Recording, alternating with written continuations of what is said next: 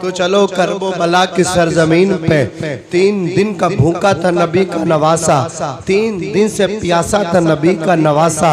शहीद आजम इमाम हुसैन भूखे प्यासे होकर के जब जालिमों के सामने आप तशरीफ लेकर के पहुंचे, इमाम आली मकाम ने तलवार चलाई। अल्लाहु अकबर कबीरा।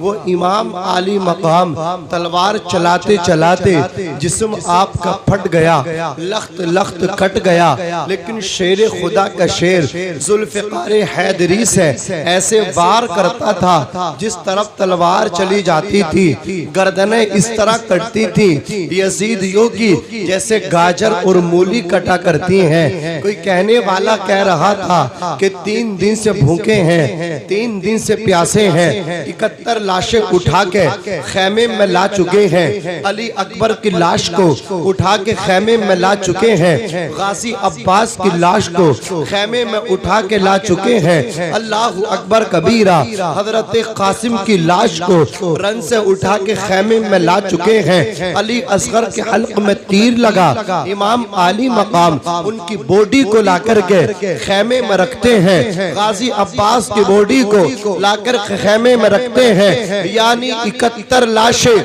71 लाशें इमाम आली मकाम अल्लाह अकबर उठा उठा के अपने खैमे में रख चुके हैं। लेकिन उसके बावजूद भी तलवार चल रही है। ये कौन सी वकार है, ये कौन शहसवार है, लिबास है फटा हुआ, लख्त लख्त कटा हुआ, तमाम जिस्म नाज़रीन छिदा हुआ कटा हुआ, फिर भी है टटा हुआ। आवाज आई ये नबी का नूरे ऐन है, ये बिल यकी हुसैन है। वाह सुभान अल्लाह सुभान अल्लाह।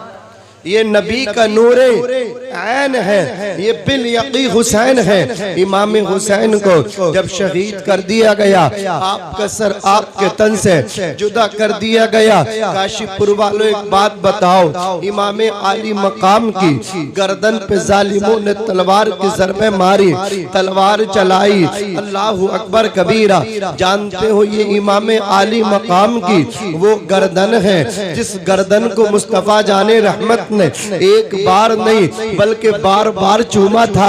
एक बात मैं आपसे पूछना चाहता हूँ, जब हज करने वाला हाजी और मोतमिर उम्रा करने वाला जब उम्रा और हज करने वाले खाने काबे का तवाफ करते हैं तो उसके अंदर काबे में एक पत्थर नस्ब है जिसको हजरे अस्वद कहते हैं। हाजी उसको बोसा देता है, मोतमिर उसको बोसा देता है और उसका बोसा लेना मुमकिन नहीं होता है। किराउड इस्तिहाम जम्मे गफीर जब अल्लाह अकबर वहाँ होता है तो इस्तेलाम करते हैं। मुझे बताओ हजरे अस्वद को क्यों चूमते हो? तो जवाब मिलेगा हजरे अस्वद को इसलिए चूमते हैं, इस पत्थर को हमारे नबी ने चंद बार चूमा था। अरे जिस पत्थर को मुस्तफा जाने रहमत ने चंद बार चूमा था, उस पत्थर को क़यामत तक के लिए जितने हाजी खाने काबे का तवाफ करेंगे चूमते रहेंगे। उम्रा करने वाले मोतमिर उस पत्थर का इस्तेलाम और उसको बोसा देते रहेंगे। जिस पत्थर को मेरे नबी ने चंद बार चूमा हो, अल्लाह अकबर क़यामत तक मुसलमान उसको चूमते रहेंगे। इमाम हुसैन की शान वो है कि इमाम आली मकाम की गर्दन को मुस्तफा जाने रहमत ने चंद बार नहीं बल्कि बार बार चूमा था। सुभान अल्लाह। नारे तकबीर, नारे रिसालत, नारे हैदरी, नारे तकबीर, नारे रिसालत। आका ने हुसैन की पेशानी को बोलो बार बार चूमा था। जब इमाम आली मकाम की गर्दन पे जालिमों ने तलवार चलाई होगी तो मदीने वाले आका को कितनी तकलीफ हो रही होगी। मेरे आका को जब ख्वाब में देखा गया तो हुजूर के बाल बिखर रहे हैं और हुजूर किसी चीज को उठा के जमा कर रहे हैं। कहा या रसूल अल्लाह आप ये क्या कर रहे हैं? फरमाया मेरा नवासा हुसैन करबला में शहीद कर दिया गया। मैं आज सुबह से करबला में मौजूद हूँ और अपने नवासे के खून के कतरों को जमा कर रहा हूं।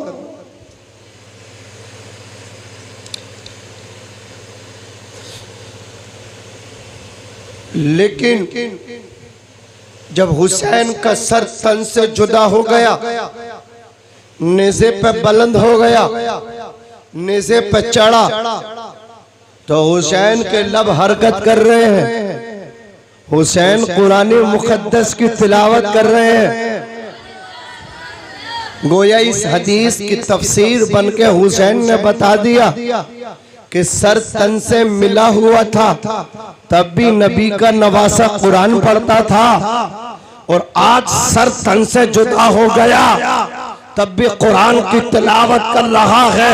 हुसैन ने बता दिया कि हुसैन ना तो कुरान से कल जुदा था, ना आज जुदा है, हाँ ना कुरान हमसे जुदा है और ना हम कुरान से जुदा। सुभान अल्लाह, सुभान अल्लाह, सुभान अल्लाह। तेरी नस्ल पाक में है बच्चा बच्चा नूर का, तू है ऐने नूर तेरा, सब घराना नूर का। अला इन्ना मसला अहली बैती फीकुम मसलु सफीनती नूहि मर्र की बहा नजा व मन तखल्लफा अनहा हलाका। मेरे आका फरमाते खबरदार, तुम्हारे लिए मेरी अहले बैत की मिसाल नूह अलैहिस्सलाम की कश्ती की तरह है। मर्र की बहा नजा, जो उनकी कश्ती में सवार हो गया वो कामयाब हो गया। व मन तखल्लफा अनहा हलाका, और जो नूह अलैहिस्सलाम की कश्ती में सवार न हो सका वो हलाक हो गया। मेरे नबी ने फरमाया लौ अन्ना रजुलन सईदा बैन रुकनी वल मकामी फसल्ला वसामा थुम्मा माता वहुवा मुबग़िदुल लि अहली बैत मुहम्मदिन सल्लल्लाहु अलैहि वसल्लम दखलन नारा।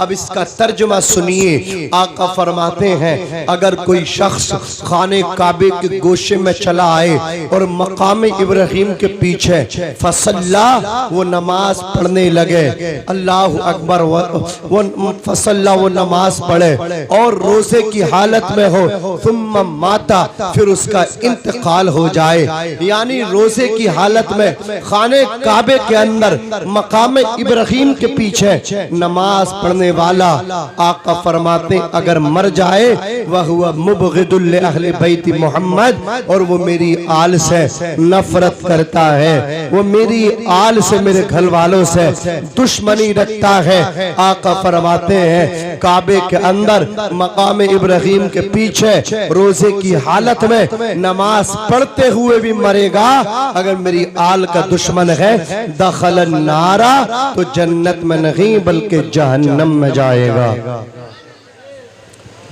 हुसैनियों, तुम्हारी किस्मत को सलाम कि तुम्हें अल्लाह रब्बुल इज्जत ने हुसैन की मोहब्बत अता फरमाई है। मेरे आका फरमाते हैं जो मेरी आल से मोहब्बत करेगा और जब वो दुनिया से इंतकाल करेगा तो उसकी कब्र की जियारत के लिए अल्लाह के फरिश्ते आया करेंगे, यानी उसकी कब्र फरिश्ते उसकी तुरबत की जियारत के वास्ते तशरीफ लाएंगे। जरा सोचो तो सही, हम कितने नसीब वाले हैं, लेकिन हमें कभी इसका एहसास तक नहीं होता कि आले रसूल की शान क्या है, इनका मर्तबा क्या है। एक अलवी सैयदा, वो बेवा हो गई, उनके शोहर एक्सपायर हो गए, उनके शोहर की डेथ हो गई, इंतकाल हो गया।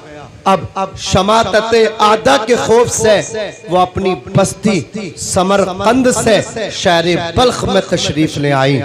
अब उनकी दो छोटी छोटी बच्चियां थीं, यतीमों के साथ अच्छा सलूक किया करो। मेरे नबी फरमाते हैं जब तुम किसी यतीम के सर पे मोहब्बत से हाथ फेरते हो, जितने बाल तुम्हारे हाथ के नीचे आते हैं, हथेली के नीचे, अल्लाह ताला उन बालों की तादाद के बराबर तुम्हें नेकियां अता फरमाता है। जोर से बोलो, क्या अता फरमाता है? नेकियां अता फरमाता है। आका फरमाते हैं तुम में सबसे अच्छा घर वो घर है जिस घर के अंदर यतीम की परवरिश होती हो, यतीम को खिलाया जाता हो, पहनाया जाता हो, पिलाया जाता हो और अच्छा सलूक भी किया जाता हो। और सबसे बदतर बुरा घर वो है जिस घर के अंदर यतीम रहता हो और उसके साथ बदसलूकी की जाती हो, उसको सताया जाता हो, उसको तड़पाया जाता हो। अजीजाने मिल्लत इस्लामिया, मेरे आका सल्लल्लाहु अलैहि वसल्लम के प्यारे दीवानों, यतीमों से मोहब्बत करना, यतीमों के सरों पे हाथ फेरना, ये किसी और की सुन्नत नहीं बल्कि तुम्हारे और मेरे नबी की सुन्नत है। जोर से कह दो सुभान अल्लाह। हजरात गिरामी, मेरे नबी ने यतीमों को सीने लगाया है। तारीख बताती है आज हम तो यतीमों को ठुकरा देते हैं, अगर हमारा भाई इंतकाल कर जाए तो हम अपने भतीजों से कहते हैं भतीजे मत घबराना, आधी रात भी दिक्कत आए, परेशानी आए, दरवाजे पर दस्तक देना, मैं तेरे कांधे से कांधा मिलाकर के तेरे साथ रहूंगा। भतीजे तुझे परेशान नहीं होने दूंगा, भतीजे अपने बच्चों को कपड़े लाऊंगा, तेरे वास्ते भी कपड़े लाऊंगा, है मेरे भतीजे मैं कभी तुझे परेशान न होने दूंगा।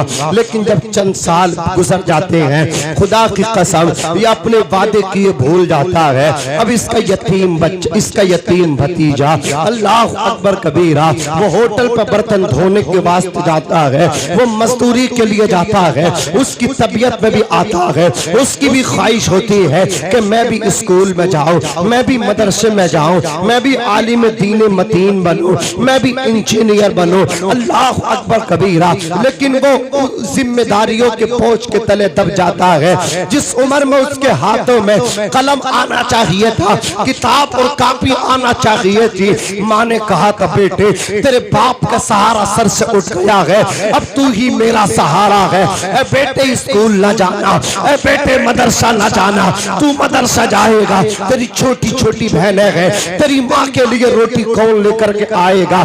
इसलिए कि बेटे ये वो समाज के अंदर हम जी रहे हैं कि इस समाज के अंदर अमीर मौजूद हैं लेकिन गरीबों को उस वक्त मदद करते हैं, पहले उनकी इज्जतों पे डाका डालते हैं, पहले उनके कपड़े उतरवा लिया करते हैं, तब जाकर के उनको पैसा देते हैं, तब जाकर के उनकी मदद करते हैं। खुदा के वास्ते में आपसे कह करके जाना चाहता हूँ, अगर खुदा ने आपको दौलत दी है, आपके दरवाजे पर कोई बेवा औरत आ जाए और दस्ते सवाल दराज करे, कभी उसकी गरीबी से नाजायज फायदा मत उठाना, उसके जिस्म से खेलने की कोशिश न करना। खुदा की कसम, बनी इसराइल के अंदर एक शख्स था, अल्लाह अकबर कबीरा, उसी उसके अल्लाह अकबर उसी के जमाने में उसी की बस्ती में एक खातून थी जो बड़ी हुस्न जमाल की मलका थी। उसके शोहर का इंतकाल हो गया।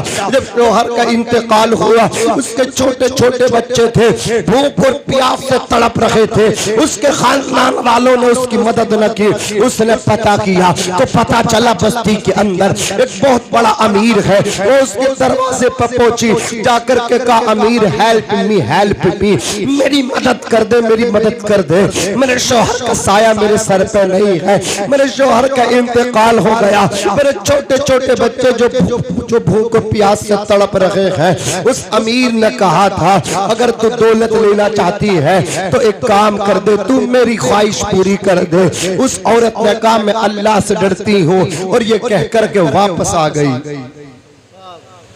जब घर आई, छोटे छोटे बच्चे अपने तड़पते देखे तो गुनाह करने पर मजबूर हो गई। उस अमीर के दरवाजे पे जाकर के दोबारा कहा मेरी मदद कर दे। एक माँ अपने बच्चों के लिए क्या नहीं करती। अगर उसके शोहर का इंतकाल हो जाए, वो अपने बच्चों की परवरिश के लिए दूसरों के घरों पर जाकर बर्तन भी मांज देती है, झाड़ू पोछा भी कर देती है, लेकिन बच्चों की परवरिश कर लेती है। एक माँ अपने दो बेटों की परवरिश कर लेती है, लेकिन इन बेवकूफ, इन जालिमों से, एक अकेली माँ की दो भाइयों से परवरिश नहीं होती। वो माँ है जिसने अपने मुंह का निवाला अपने बच्चों के पेट में दे दिया, लेकिन अपने बच्चों को परवरिश किया, अपने बच्चों को किसी के सामने झुकने नहीं दिया, अपने बच्चों को किसी के सामने हाथ नहीं फैलाने दिया। वो किसी ने कहा था मौत की आगोश में जब थक के सो जाती है माँ, तब कहीं जाके थोड़ा सा सुकून पाती है माँ। प्यार कहते हैं किसे, ममता क्या चीज है, कोई उन बच्चों से पूछे जिनकी मर जाती है माँ। मेरी कौम के नौजवान गुमराह, मेरी कौम के नौजवान गुमराह हो चुके हैं। आज पीर फकीरों के हाथ तो चूमते हैं लेकिन माँ के कदम नहीं चूमते। मैं कहता हूँ तुम्हारी जन्नत पीर फकीरों के कदमों में नहीं, तुम्हारी जन्नत माँ के कदमों में है। अल जन्नत तहता क़दामिल उम्महात, आका फरमाते जन्नत माओं के कदमों के नीचे है। बाप जन्नत का दरवाजा है, कभी जन्नत में जाने की ख्वाहिश हो तो माँ के कदमों को चूम लेना। और जब तक जन्नत का दरवाजा नहीं खुलेगा, जब तक अपने बाप के हाथों को नहीं चूमोगे, अपने बाप के हाथों को चूम के, माँ की पेशानी को चूम के, इसलिए कि माँ अगर अनपढ़ है तब भी उसके कदमों में तुम्हारी जन्नत है। फर्क नहीं पड़ता कि कितनी पढ़ी लिखी है, वो मेरी माँ है, मेरे लिए सबसे बड़ी है। मुनव्वर राना ने कहा था जो बच्चे माँ बाप के हाथ चूम के और सलाम करके दुआएं लेकर के सफर करते हैं वो नाकाम नहीं बल्कि कामयाब होकर के वापस आते हैं। मुनव्वर राना ने कहा था हमारे कुछ गुनाहों की सजा भी साथ चलती है, अब हम तनहा नहीं चलते, दवा भी साथ चलती है। अभी जिंदा है माँ मेरी, मुझे कुछ भी नहीं होगा, मैं जब घर से निकलता हूँ दुआ भी साथ चलती है। अंधेरे देख ले मुंह तेरा काला हो गया, माँ ने आंखें खोल दी, घर में उजाला हो गया। माँ ने आंखें खोल दी, घर में उजाला हो गया। एक नौजवान अपनी माँ को घर से निकालता है, माँ रो रो करके शिकायत करती है। मैंने कहा बदबख्तों ने माँ को घर से नहीं निकाला, खुदा की रहमत को घर से निकाला है। जिसने माँ को तड़पाया है उसने अपने रब को नाराज किया है। मैं अर्ज कर रहा था माँ क्या नहीं करती अपने बच्चों के लिए, वो झाड़ू पोछा भी कर देती है, अल्लाह अकबर, लेकिन बच्चों को किसी के सामने झुकने नहीं देती, किसी के सामने भीख नहीं मांगने देती। अर्ज कर रहा था वो बनी इसराइल की खातून दोबारा पोछ करके कहती है ए अमीर कबीर मेरी मदद कर दे। उस अमीर ने कहा मैंने तो तुझसे पहले ही कहा तुम मेरी ख्वाहिश पूरी कर दे, मैं तेरी मदद कर दूंगा। उस औरत ने कहा ठीक है मैं तेरी ख्वाहिश पूरी करता हूँ। उस नौजवान ने लड़की को अकेले में बुला लिया। उस खातून के पास जब कमरे में अकेले पहुंचा, खातून का चेहरा पीला पड़ गया, उसका बदन कपकपाने लगा, जिस्म पे कपकपी तारी हो गई, जिस्म लर्जा बर अंदाम हो गया।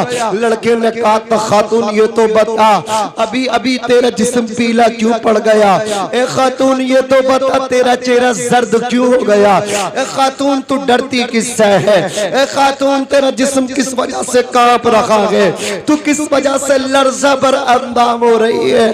खातून ने कहा था मैंने अपने बच्चों की तरफ देखा, मेरे बच्चे भूख और प्यास की वजह से कहीं दम न तोड़ दे, मेरे बच्चों की मोहब्बत ने मुझे इस गुनाह करने पर मजबूर कर दिया। आज जो मैं तुझसे गुनाह के कराने के लिए तैयार हूँ, ये अल्लाह अकबर कबीरा, इस गलत काम का इर्तिकाब करने के लिए तैयार हूँ। अपनी मर्जी से नहीं बच्चों की वजह से मुझे मजबूर होना पड़ा है, और अब मैं कांप अपने खुदा की वजह से रही हूँ। मुझे अपने रब का डर लग रहा है कि बारगाह खुदा में जब मेरा सामना होगा तो मैं खुदा को क्या जवाब दूंगी। मैं अपने खुदा से डर रही हूँ। इतना सुनना था। नौजवान अल्लाह अकबर कबीरा पीछे हट जाता है और कहता बहन मुझे माफ कर दे, ए बहन मुझे माफ कर दे, तू परेशान है, तू मजबूर है, और बहालत मजबूरी खुदा से इतना डर रही है। अरे मैं तो मजबूर भी नहीं हूँ लेकिन फिर भी खुदा से नहीं डरता, फिर भी गुनाह पे गुनाह करता चला जा रहा हूँ। नौजवान ने अल्लाह अकबर कबीरा उस लड़की को खूब सारा सामान दिया, उस लड़की को खूब सारी मदद कर दी और कहा बहन मेरे लिए मुझे माफ कर देना। अपने रब से नौजवान ने तौबा की। जैसे ही सुबह का सूरज निकलता है, अल्लाह अकबर, हजरत मूसा अलैहिस्सलातु वस्सलाम नौजवान के घर जाते हैं और नौजवान से जाकर के कहते हैं ओ नौजवान ये बता तूने कौन सा काम किया है कि अर्श के मालिक मालिक ने, परवरदिगार ने तुझे सलाम भेजा है। सुभान अल्लाह, वाह वाह, सुभान अल्लाह। नारे तकबीर, नारे रिसालत, जश्न शहीद आजम कॉन्फ्रेंस, नारे हैदरी, नारे तकबीर, नारे रिसालत। इसलिए मैं कहता हूँ कि गरीबों की जरूर मदद किया करें। देखो मेरे आका सल्लल्लाहु अलैहि वसल्लम का ज़माना है, अल्लाहु अकबर कबीरा। आका सल्लल्लाहु अलैहि वसल्लम का हयात ज़ाहिरी है। एक यतीम बच्चा अपने चचा के घर जाता है, चचा ने धक्के दे करके वापस कर दिया, लेकिन वही बच्चा जब हमारे आका के पास जाता है और जाकर के कहता है, या रसूल अल्लाह, मेरी अम्मी के जिस्म पर जो कपड़ा वो फट गया है और मेरे बाप का इंतकाल हो गया है, चचा ने धक्के दे दिए हैं। मेरे नबी से वो बच्चा कहता है, मेरी अम्मी के लिए कपड़ा दे दीजिए। मेरे आका ने इतना सुना और कपड़े उतार, अपनी चादर को उतार करके बच्चे को दे दी। बच्चा लेकर के अपनी माँ के पास गया। नौजवान बच्चे ने अपनी माँ को जब वो चादर दी, उस औरत पे चादर जब मुस्तफा जाने रहमत के लिए, तो मेरे आका की चादर से खुशबू निकल रही थी, मेरे आका की चादर महक रही थी। अल्लाह अकबर कबीरा। नौजवान वो बच्चा कहता, उसकी माँ कहती, बेटे ये चादर कहाँ से लाए हो? कहा, अम्मी जान, रसूल कायनात सल्लल्लाहु अलैहि वसल्लम ने ये चादर अता फरमाई है। अल्लाह अकबर कबीरा। वो खातून इतनी मुतासिर हुई, जाकर के रसूलुल्लाह के कदमों पे गिर गई और कदम पकड़ के बोली, या रसूल अल्लाह, आप भी सच्चे हैं और आपका लाया हुआ दीन भी सच्चा है। दीजिए, कलमा पढ़ा करके मुसलमान बना। सुभान अल्लाह, सुभान अल्लाह। अर्ज कर रहा था हज़रात गिरामी, वो अलवी सैयद थी, उसके छोटे छोटे बच्चे थे, परेशान थी वो खातून। अल्लाह अकबर कबीरा। शहर बल्ख में, शहर समरकंद से चली आई थी, शहर बल्ख में आ गई थी। वो एक मुसलमान रईस के मकान पर पहुंची। उसने कहा, मैं सैयदजादी हूँ, मेरी मदद कर दे। उस मुसलमान ने कहा, अगर तू सैयदजादी है तो कोई सर्टिफिकेट दे। वो लड़की वापस चली आई। अब उसी बस्ती के अंदर एक मजूसी था जो आग की पूजा करता था, वो भी गरीबों की मदद करता था। उस लड़की ने जाकर के कहा, मैं अलवी सैयदा हूँ, सैयदजादी हूँ, मेरी मदद कर दे। हजरात इतना सुना था, उस मजूसी ने अल्लाह अकबर उस खातून की मदद कर दी और उसको अनवा किस्म के खाने खिलाए और उसको अच्छे अच्छे कपड़े पहनाए, उसके बच्चों को कपड़े दिए। जब रात होती है, वो मुसलमान ख्वाब देखता कि मैदान महशर का मंजर, मैदान महशर का मंजर है और रसूल कायनात सल्लल्लाहु अलैहि वसल्लम का इशारा जिसको मिलता है वही जन्नत में जा रहा है। लेकिन रसूल कायनात इसकी तरफ तवज्जो नहीं करते। ये कहता, या रसूल अल्लाह, मैं भी तो आपका कलमा पढ़ता था। मेरे नबी फरमाते, अगर तू मेरा कलमा पढ़ता था तो सर्टिफिकेट दे। कहने लगा, पढ़ता था तो मेरे नबी फरमाते, मेरी बेटी ने भी तो कहा था मैं सैयदजादी अलवी सैयदा हूँ, तो तूने उसकी मदद क्यों नहीं की? अब जैसे सुबह का सूरज निकला, अब ये उस खातून को तलाश करने के लिए निकला। अल्लाह अकबर। तलाश बिस्यार के बाद पहुंचा, मजूसी से जाकर के बोला, 10,000 दिरहम ले ले, इन्हें मुझे दे दे। वो मजूसी बोला, कान खोल करके सुन ले, जो ख्वाब तूने देखा है वो ख्वाब मैं भी देख चुका। अल्हम्दुलिल्लाह, इनके आने की बरकत से मैं मुसलमान हो चुका हूं और जो महल तूने देखा है वो महल वाकई जन्नत में मेरा है। ये है आले रसूल की खिदमत का सिला।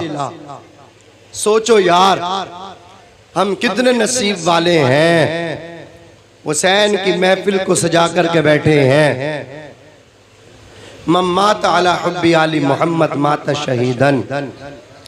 जो आले रसूल से मोहब्बत करके इंतकाल करेगा वो शहादत की मौत मरेगा, और जो इनसे दुश्मनी करके जाएगा माता काफिरन, काफिर होकर के मरेगा।